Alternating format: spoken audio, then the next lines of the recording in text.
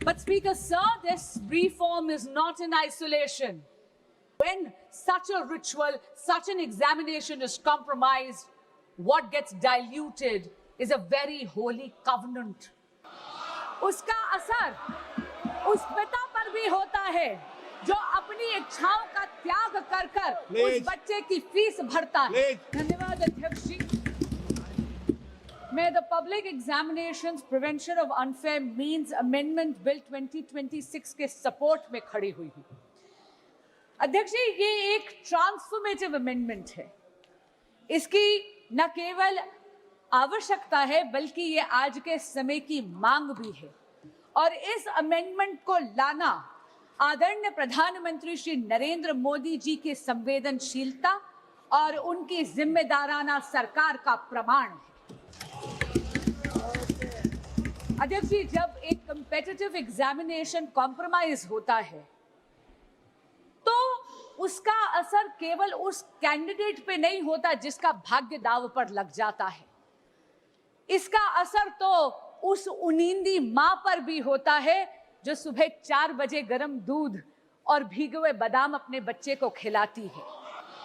उसका असर उस पिता पर भी होता है जो अपनी इच्छाओं का त्याग कर कर उस बच्चे की फीस भरता है। स्वयं प्रधानमंत्री श्री नरेंद्र मोदी जी ने कहा है कि पेपर लीक एक घोर अपराध है और इसीलिए मैं यहाँ कहना चाहूंगी और इस सदन को आश्वासन देना चाहूंगी कि आदरणीय प्रधानमंत्री श्री नरेंद्र मोदी जी के लिए पेपर लीक को घोर पाप कहना केवल एक बयान नहीं है, ये उनकी सरकार की नीयत है। इसीलिए ये अमेंडमेंट आज यहाँ पर लाया गया। Speaker, sir, a law is a living instrument. It needs to evolve with the challenges that it faces. And in a democracy as complex as ours, in a democracy as large as ours, an examination is definitely the truest, most meritocratic ritual. Because this is one ritual where under the same clock, the son of a laborer and the daughter of a CEO sit down, answer the same set of questions and get judged by the same yardstick. When such a ritual, such an examination is compromised, what gets diluted is a very holy covenant. A covenant that binds the most striving children of India. A quiet promise that in India, effort and merit alone shall prevail. अध्यक्ष जी, आज परीक्षा mafia संगठित हो गया है, cross state criminal network बन गया है और ये बिल, ये जो संशोधन आज लाया गया है, ये ज्यूरिसडिक्शन की उलझन को सुलझाता है, उसको समाप्त ही कर देता है। क्योंकि इस बिल में ये प्रावधान है कि केंद्र सरकार एक स्पेशल टास्क फोर्स का गठन कर सकती है इन्वेस्टिगेशन के लिए और एक बार जांच शुरू हुई तो घड़ी की गिनती चलने चलती है न्याय के पक्ष में। क्यों? क्योंकि ये बिल ये प्रावधान भी देता है कि हर स्टेट और हर यूनियन टेरिटरी में एक स्पेशल फास्ट ट्रैक कोर्ट का गठन हो। यही नहीं, इन्वेस्टिगेशन एजेंसीज को ये बिल ये कहता है कि आपको मात्र 2 महीने के अंदर अंदर पूरी की पूरी प्रक्रिया समाप्त करनी है और जो फास्ट ट्रैक कोर्ट है उसको पूरा का पूरा ट्रायल 3 महीने के भीतर भीतर खत्म कर कर अपना फैसला देना है। डे टू डे ट्रायल के साथ साथ ये भी प्रावधान इस संशोधन में दिया गया है कि स्पेशल पब्लिक प्रोसिक्यूटर्स अपॉइंट करे जाएंगे। उनका एकमात्र काम होगा केवल और केवल इस प्रकार के मुकदमों की पैरवी करना और किसी भी प्रकार की अननेसेसरी एडजर्नमेंट कोर्ट नहीं देगा। अगर किसी भी प्रकार की एडजर्नमेंट कोई भी पक्ष अगर लेगा तो उसके रीजंस जज राइटिंग में नोट कर कर देगा। और अगर किसी मुजरिम को ये लगता है कि अरे अपील कर कर वहां पर अपील का टाइम लंबा खींच लूंगा, तो अध्यक्ष जी मैं ये कहना चाहूंगी कि उसका भी ये उम्मीद पूरी तरह समाप्त करता है ये संशोधन। क्योंकि यह संशोधन यह कहता है कि appeal directly division bench of high court को जाएगी, यानी कि जहां पर 2 जजेस न्यायपीठ पर बैठे हुए हैं, और अपील भी मात्र 3 महीने के अंदर अंदर समाप्त कर उसका फैसला सुनाया जाएगा। अध्यक्ष जी, मैं स्वयं एक वकील हूं। हमें हमेशा एक लीगल मैक्सिम सिखाया गया, justice delayed is justice denied. यही आत्मा बन गया है इस संशोधन का, और इसके लिए मैं आदरणीय प्रधानमंत्री श्री नरेंद्र मोदी और एनडीए की सरकार को बधाई देती हूं। स्पीड के साथ साथ यह संशोधन सजा को भी और कठोर करता है। आप ये देखिए कि अगर साधारण अपराधी है तो उसको 10 लाख नहीं 50 लाख का जुर्माना देना पड़ेगा अब, और उसकी सजा भी 3 से 5 वर्ष की बजाय 5 से 10 साल तक बढ़ा दी गई है। अगर कोई सर्विस प्रोवाइडर इसमें जुर्म करता है तो उसका जुर्माना बढ़ाकर 5 करोड़ रुपए कर दिया गया है, और 8 साल के लिए उसको डीबार कर दिया जाएगा। और यही नहीं, अगर कोई क्रिमिनल ऑर्गेनाइजेशन इसमें है, कोई संगठित अपराध इसमें अगर पाया जाता है, तो मिनिमम फाइन 10 करोड़ रुपए कर दिया गया है, और जेल का टर्म 7 से 10 वर्ष कर दिया गया है। And therefore, Speaker Sir, this amendment protects merit, it preserves fairness and safeguards the dreams of India's youth. It provides for expeditious investigation. It provides for time-bound trial procedures while reinforcing institutional accountability across the entire examination ecosystem. This amendment is the product of a responsive governance by a responsible Modi government. But Speaker Sir, this reform is not in isolation. अध्यक्ष जी, प्रधानमंत्री श्री नरेंद्र मोदी जी तो वो नेता हैं जो youth lead development का मूल मंत्र देते हैं विकसित भारत के संकल्प को सिद्ध करने के लिए, और इसीलिए परीक्षा में चर्चा कर उन्होंने अपने व्यक्तिगत समय का निवेश करा है इस देश के युवाओं में। उन्होंने तो ये सुनिश्चित करा है कि हमारे देश का बच्चा एग्जाम वॉरियर से एग्जाम वॉरियर बन जाए।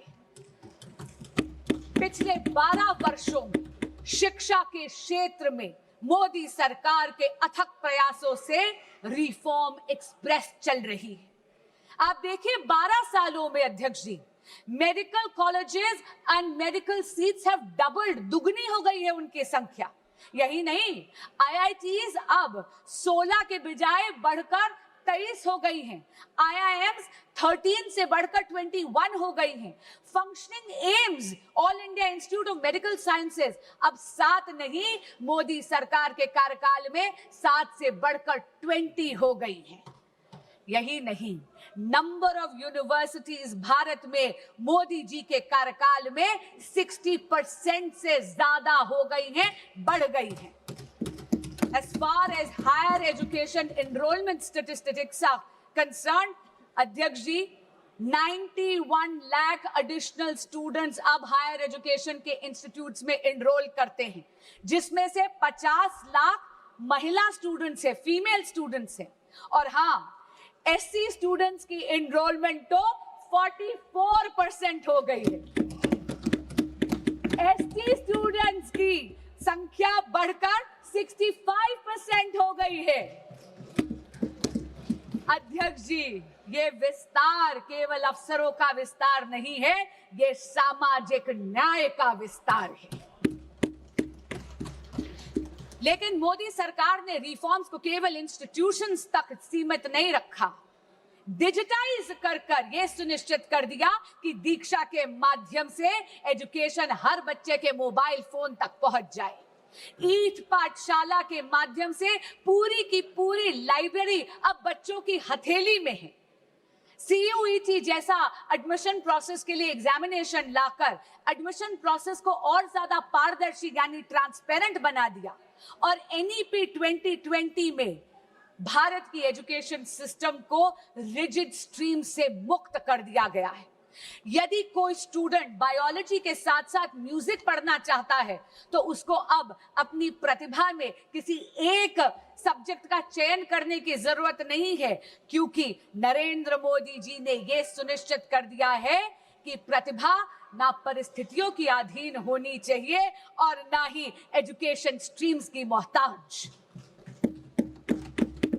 अध्यक्ष जी, जब अफसरों का विस्तार होता है तो उसके साथ साथ उन अफसरों की निष्पक्षता भी सुनिश्चित करनी अनिवार्य है। ये अमेंडमेंट बिल 2026 का यही सुनिश्चित करता है।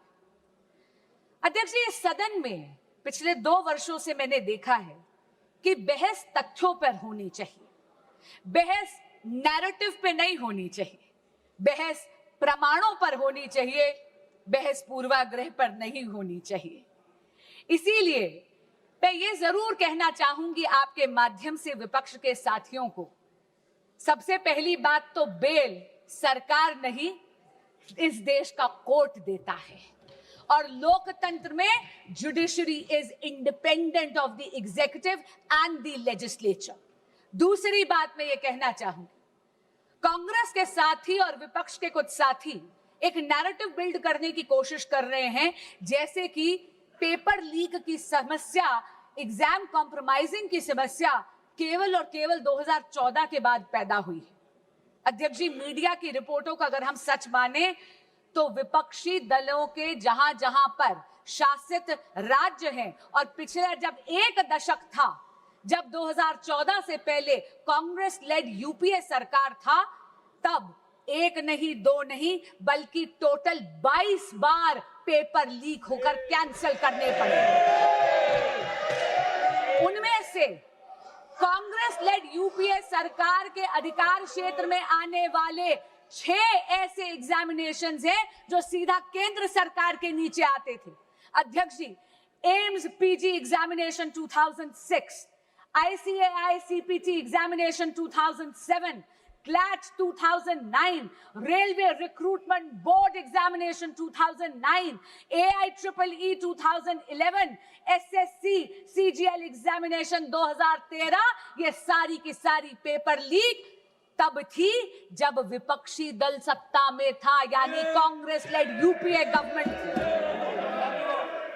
अब मैं राज्यों के कुछ आंकड़े आपको देना चाहूंगी।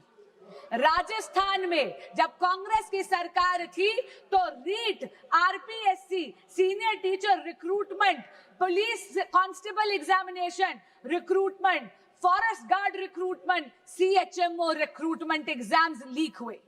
टीएमसी की जब सरकार थी, पश्चिम बंगाल में टीचर रिक्रूटमेंट स्कैम में सुप्रीम कोर्ट ने 27,753 अपॉइंटमेंट्स को कैंसिल करा गया, क्योंकि उन्होंने उसमें फ्रॉड और मैनिपुलेशन पाया।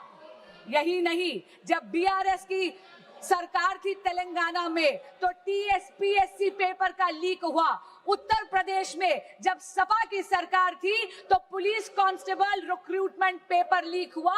तब तो सॉल्वर गैंग्स और ऑर्गेनाइज्ड एग्जाम फ्रॉड के गैंग्स वहां ऑपरेट करते थे। और हाल ही में पंजाब में, ये तो इसी साल की बात कर रही हूं, फार्मेसी ऑफिसर रिक्रूटमेंट एग्जामिनेशन में तो हाई टेक यानी ब्लूटूथ का इस्तेमाल कर उस पेपर को कॉम्प्रोमाइज करना गया। पर मैं पूछना चाहती हूं, इससे पहले कि विपक्ष मुझ पर यह इल्जाम लगाए that I am talking about whataboutery, this is not about whataboutery, but I am calling out the opposition on its selective outrage. मैं पूछना चाहती हूं विपक्ष से कि अगर ये सिद्धांत की लड़ाई है तो सिद्धांत सरकार देख के बदल कैसे जाता है। मैं पूछना चाहती हूं कि अभी खड़े होकर इन्होंने तत्कालीन केंद्रीय शिक्षा मंत्री की बात करी, क्या माननीय गौरव गोगोई जी ने अभी तक पंजाब के एजुकेशन मिनिस्टर का इस्तीफा मांगा है या नहीं? यही बात नहीं है अध्यक्ष जी, एक सिंगल प्रोफेशनल टेस्टिंग एजेंसी की मांग पिछले 30 साल से इस देश में पेंडिंग थी। 1986 की जो नेशनल पॉलिसी थी एजुकेशन की, उसका जब प्रोग्राम ऑफ एक्शन 1992 में आया, तब ये मांग उभर कर आई।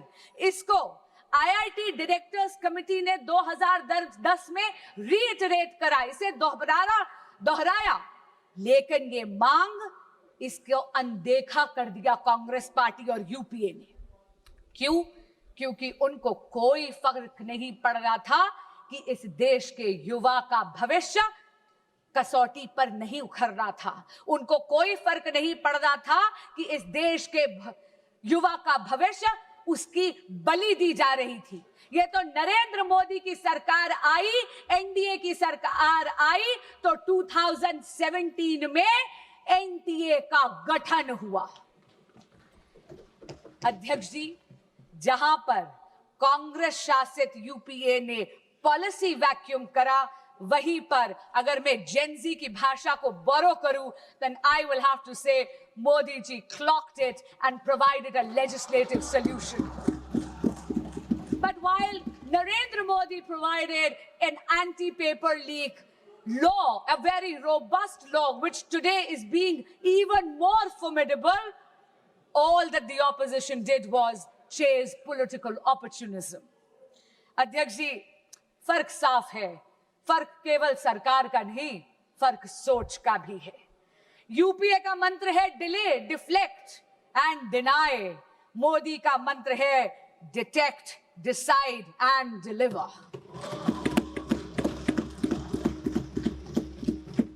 इनका ये रवैया देख के अध्यक्ष जी, कवि दुष्यंत की दो पंक्तियां मुझे याद आती हैं। तुम्हारे पैरों के नीचे कोई जमीन नहीं है, तुम्हारे पैरों के नीचे कोई जमीन नहीं है, कमाल है कि फिर भी तुम्हें यकीन नहीं है। अध्यक्ष जी, अपनी वाणी को विराम देने से पहले मैं ये जरूर कहना चाहूंगी कि बात राजनीति की नहीं है, बात इस देश के युवाओं की है। और इस देश के युवाओं का भविष्य किसी भी राजनीतिक विचारधारा या दल की डिफरेंसेस से ऊपर है। और इसीलिए मैं यहां से, इस सदन के पटल से, हर प्रकार के एग्जामिनेशन माफिया को चेताना चाहूंगी कि आप इस सदन के संकल्प से बड़े नहीं हैं। और आज आपके माध्यम से अपील करना चाहूंगी विपक्ष के साथियों से और सदन के एक एक सदस्य से कि सर्वसम्मति से आज इस संशोधन को पारित करिए। अब ना कोई पेपर बिकेगा, ना किसी का सपना झुकेगा। जो युवाओं के भविष्य को लूटेगा वो सलाखों के पीछे रहेगा। जय जगन्नाथ। बहुत बहुत